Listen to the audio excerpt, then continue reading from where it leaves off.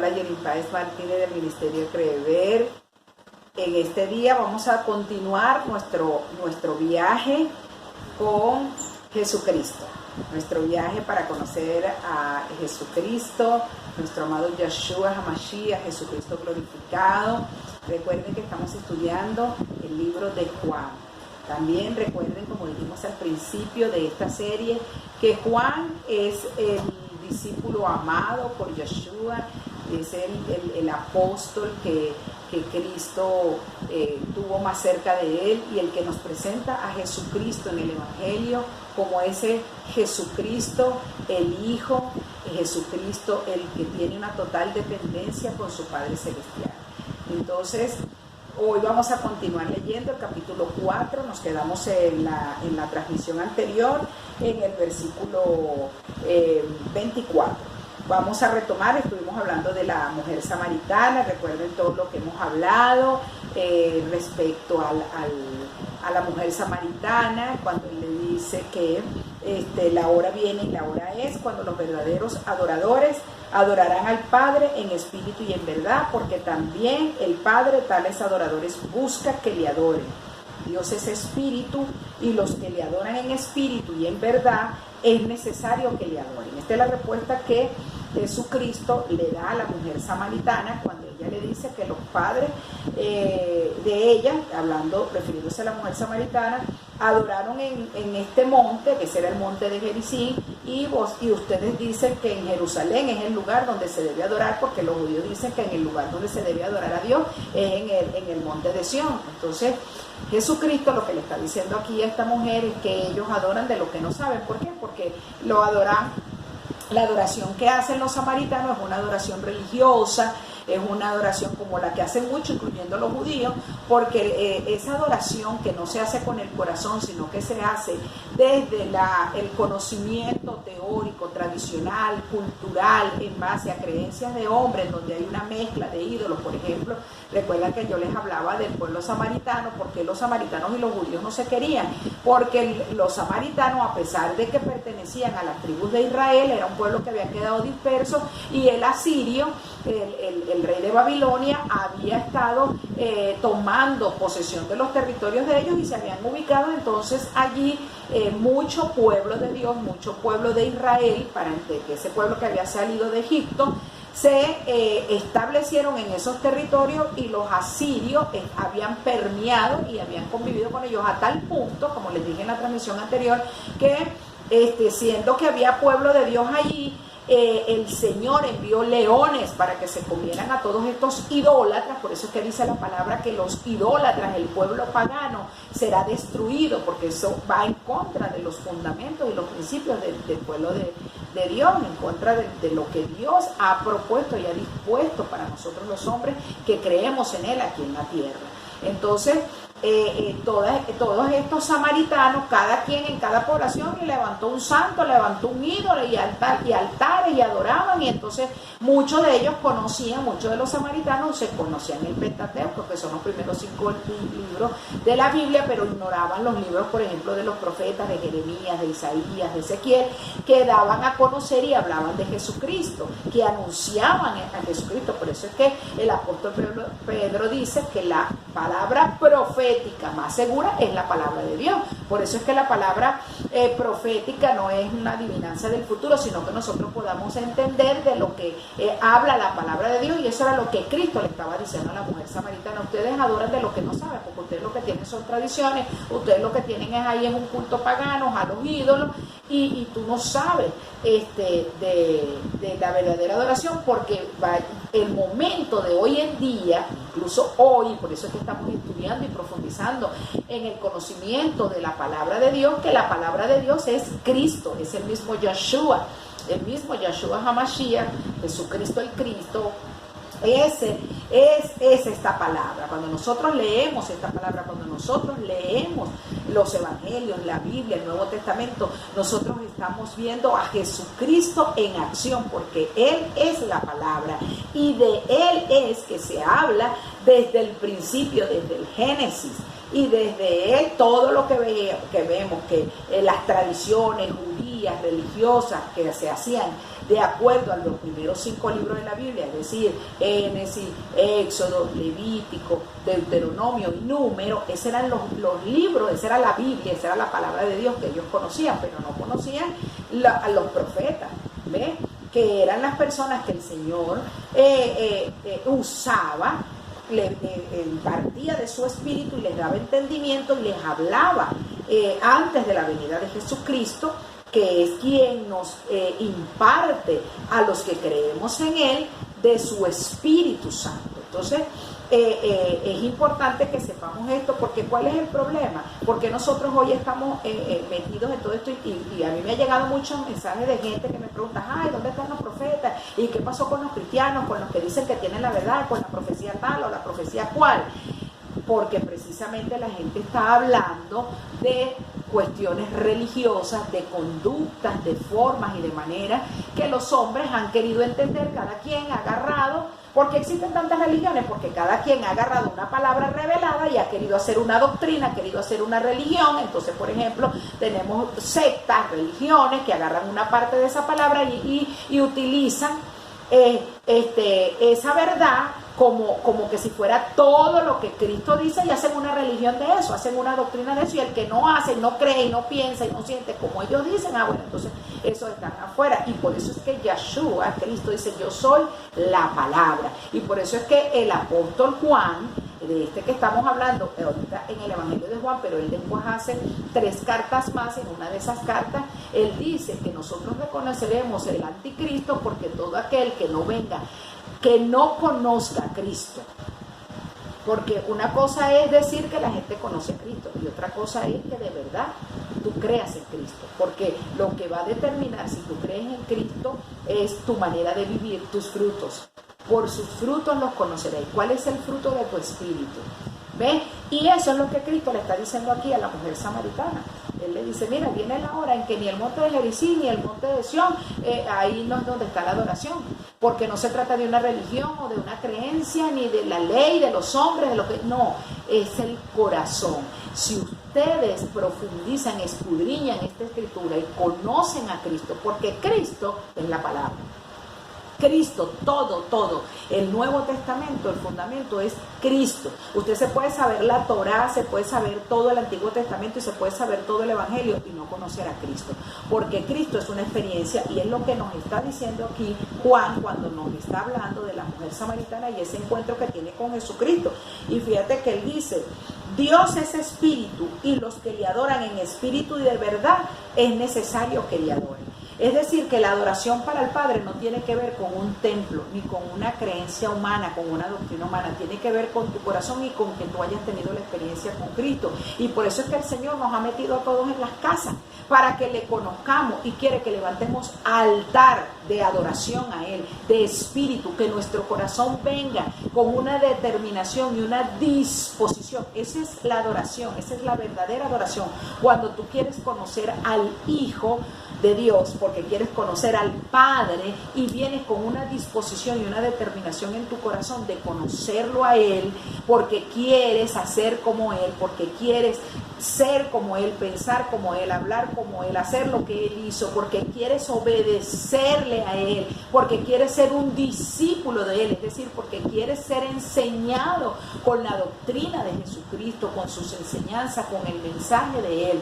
Eso es ser un verdadero adorador en espíritu, o sea que tu espíritu, el espíritu, lo que la gente llama alma, que realmente significa ánima, y nosotros no somos ánimas, los que son ánimas son los espíritus inmundos, nosotros somos espíritu, y el espíritu de nosotros es ese espíritu que es el que nos despierta cuando estamos dormidos, es ese espíritu que te hace tener la sensibilidad de escuchar la voz de Dios, es eso que la gente llama como que la intuición. Ese es el espíritu con el que Dios humanamente te conformó, te constituyó para poder conectarse contigo y el Espíritu Santo del Padre. Entonces, ese espíritu es lo que nosotros llamamos el aliento de vida, el ruaj que Dios le sopla al hombre cuando lo crea, que es el espíritu del hombre, es esa vida, ese aliento de vida que viene en el niño cuando nace. Y esto yo te lo digo porque yo soy personal de la salud, yo soy enfermera, trabajé muchos años en una sala de parto y en pabellón, y cuando un niño nace, que dice es necesario que llore, ¿sabes? Lo primero que hace es el muchachito respira y tú lo jamaqueas cuando lo frotas, que antes las parteras le daban, las comadronas le daban una nalga para que el muchacho llorara, es para que el ruaj, el aliento de vida cobre, ¿ves? Traiga a la existencia los sentidos de ese ser humano. Igual pasa cuando la persona muere, hay un espacio en las personas, en el cuerpo humano, que cuando hacen la autopsia, eso se puede ver, los anatomopatólogos saben de eso, porque hay un espacio que se hace entre el esternón, en esa parte anatómica del cuerpo humano, que se cierra cuando el espíritu del hombre sale y ocurre la muerte física. ¿Ves? Porque es el aliento de vida. Por eso es que la ciencia podrá hacer muchas cosas podrán hacer el clon, el cerebro, robot, lo que sea, pero el aliento de vida solamente te lo da el Dios Todopoderoso. Por eso es que yo no creo en ateo, en gente que diga, no, yo no creo en nada, usted tiene que creer que sea en usted mismo. ¿Ves? Entonces, eso es lo que le está diciendo Cristo aquí. Dios es espíritu, y los que le adoran en espíritu, en minúscula, en espíritu y en verdad, es necesario que le adoren. Es decir, cuando tú pones tu vida al servicio del Padre Celestial, de sus estatutos, de sus fundamentos, de su Hijo, de ver cómo es su Hijo. Y fíjate que le dijo a la mujer, sé que ha de venir el Mesías llamado el Cristo. Cuando Él venga nos declarará todas las cosas. Jesús le dijo, yo soy el que habla contigo. En esto vinieron sus discípulos y se maravillaron de que hablaba con una mujer. Sin embargo, ninguno dijo, ¿qué pregunta? ¿O qué hablas con ella?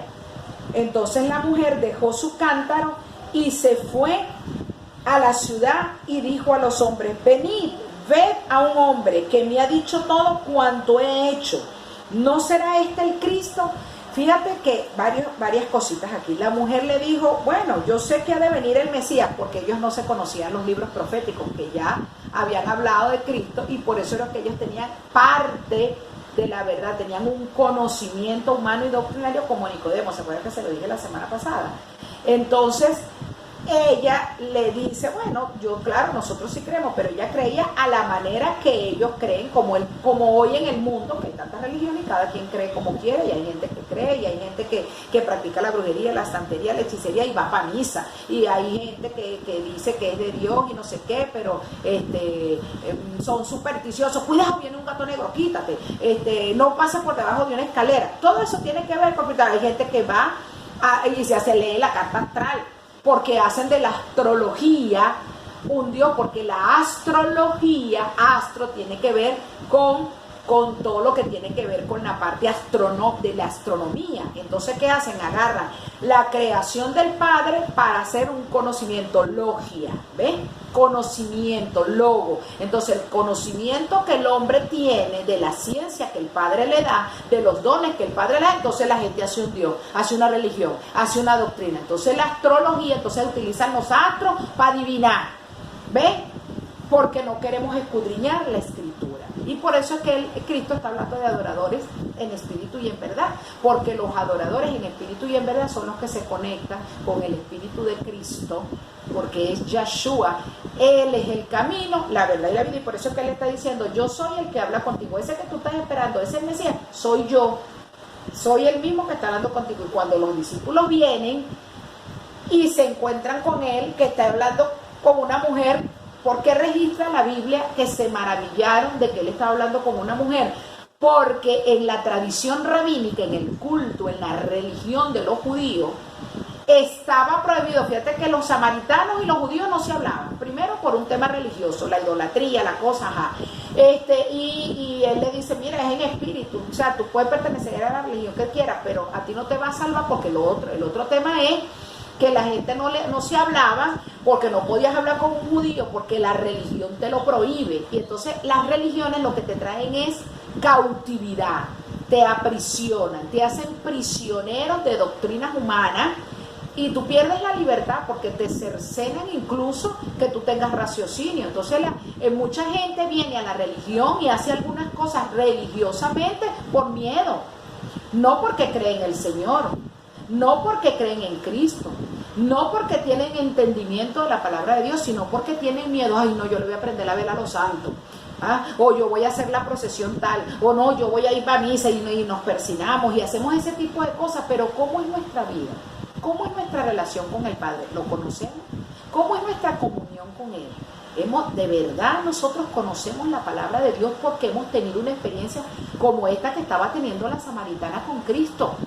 Y por eso es que en la primera de cambio en tu relación, en tu comunión con el Padre, cuando Cristo, cuando tú tienes un encuentro con Cristo, primero, el Señor lo que hace es que te confronta con tu estilo de vida, con tu verdad, con esa verdad que tú quieres que nadie sepa, pero que todo el mundo la sabe, que tú sabes que todo el mundo sabe, como por ejemplo eso que pasaba con la mujer samaritana. Ella tenía que caminar muy lejos porque todo el mundo sabía que ella era una prostituta, que ella había tenido varios maridos, según la cultura de ellos, ¿ves? Entonces, lo primero que Cristo hace cuando ve que ella no está entendiendo quién es Él, resulta que lo primero que le dice: 5 maridos has tenido y el que tienes hoy tampoco es tuyo. Y Él la confronta con algo de su intimidad, con su secreto. Y cuando ella es confrontada con esa verdad y que Él, a pesar de esa verdad que sabe de ella, la trata muy bien, le habla con amor y sigue conversando con ella, ella fue libre. Ella fue libre de su pecado. Cuando tú te encuentres con Jesucristo, esa es la experiencia. Él te revela una verdad a ti, pero no desde la condenación, no para destruirte ni para matarte. Y eso es lo que Dios está haciendo en este tiempo con nosotros, con la familia, que levantemos un altar y que nos encontremos con Él, ¿sabe? ¿Y qué pasó? Ella era una mujer samaritana y de paso, encima de que era una mujer que había tenido 5 maridos y el que tenía tampoco era el de ella, entonces, encima que era fornicaria, entonces resulta que había la norma por la ley: los hombres no le podían hablar a ninguna mujer en la calle, fuera de su casa, ni siquiera a sus propias esposas. Esa era la cultura, esa era la ley de los judíos, de los rabinos, o sea, y de la religión. Hablar con una mujer en la calle, muchachos, era pecado. Era un delito, era un crimen. Y por eso es que los discípulos se maravillaron cuando lo encontraron hablando con ella. Pero fíjate que no le dijeron nada. ¿Por qué?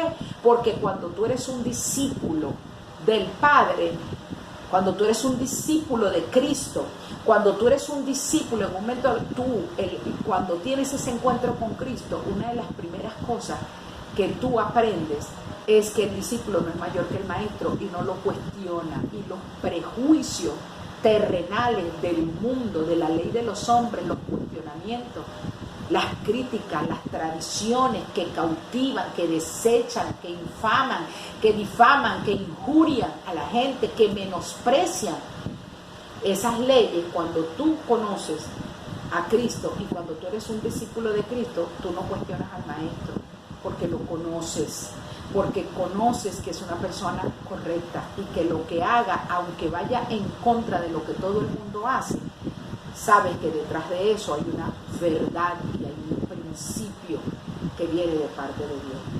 Y Cristo, su mayor virtud era que Él dependía de las leyes del Padre, Él se sometía, Él tenía una completa dependencia de eso y sus discípulos sabían que era verdad.